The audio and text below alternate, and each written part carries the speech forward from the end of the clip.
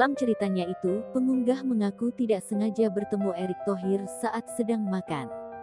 Kemudian, saat sedang makan, tiba-tiba sang menteri dihampiri oleh seorang driver ojek online. Rupanya, driver tersebut meminta untuk berfoto dengan Erick Thohir. Tanpa disangka, Erick Thohir berperilaku sangat ramah kepada sang driver ojol. Sontak momen driver ojol yang berfoto dengan Erick Thohir pun mencuri perhatian. Puncaknya, Erick Thohir mentraktir driver ojol tersebut untuk makan bersama.